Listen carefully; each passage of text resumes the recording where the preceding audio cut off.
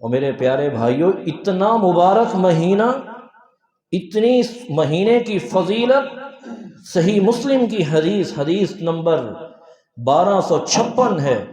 سیدنا حضرت عبداللہ بن عباس اور رضی اللہ تعالی عنہ وارضاہ اس حدیث کے راوی ہیں۔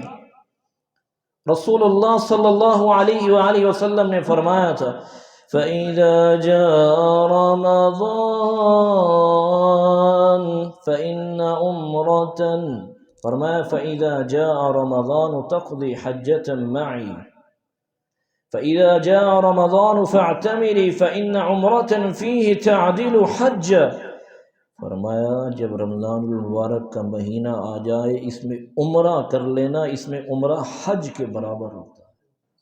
اللہ تعالی میرے اور آپ کے نصیب میں فرمائے۔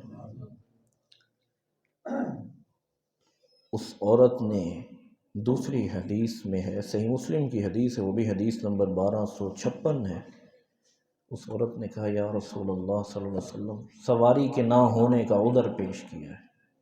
اللہ اکبر کبیرہ، میرے پیارے بھائیوں اور بہنوں، اس سے بڑھ کر کیا بات ہو سکتی ہے؟ یہ حدیث جب میں پڑھتا ہوں، پڑھاتا ہوں، سناتا ہوں تو ورطہ حیرت میں چلا جاتا ہوں کہ اتنی فضیلت۔ فرمایا فَإِنَّ عُمْرَةً فِي رَمَضَانَ تَقْضِي حَجَّةً مَعِي، فرمایا رمضان میں عمرہ کر لینا میرے ساتھ حج کی قضا ہے۔ جو رمضان میں عمرہ کر لے گا اسے حج کے برابر ثواب ہوگا، لیکن اس کا عمرہ کیسا ہوگا؟ گویا اس نے محمد الرسول اللہ صلی اللہ علیہ وسلم کے ساتھ حج کیا ہے۔ اللہ اکبر کبیرہ، محمد رسول اللہ صلی اللہ علیہ وسلم کے ساتھ حج کیا۔ اللہ تعالی میرے اور آپ کے نصیب میں فرمائے۔